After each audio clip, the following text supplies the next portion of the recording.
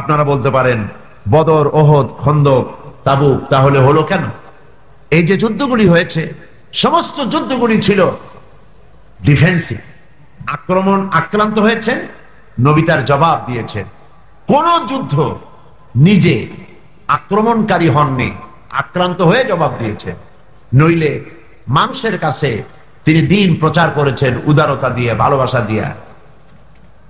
মানুষকে তিনি বলতেন, যখন যে দাওয়াতের জন্য যারা বেরোতো তিনি তাদেরকে বলতেন ইয়াসসিরু ওয়ালা তুআসসিরু, বাশশিরু ওয়ালা তুনাফফিরু।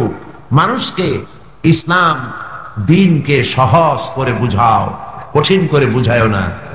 মানুষকে জাহান্নামের ভয় দেখাইয়া দ্বীন থেকে সরায় দিও না। জান্নাতের সুসংবাদ দিয়ে দিয়ে মানুষকে দ্বীনের দিকে ডাকো।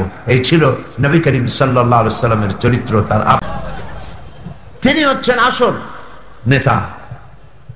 তাকে ফলো করো, তাকে অনুসরণ করো, তিনি যা বলেছেন সেটাই অনুসরণ করো।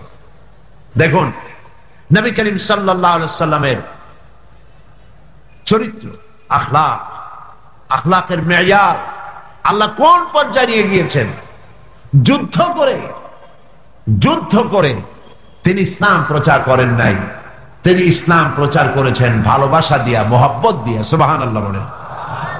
লোকেরা আকৃষ্ট হয়েছে তার ভালোবাসায়, তার মহব্বতে, তার উদারতায়।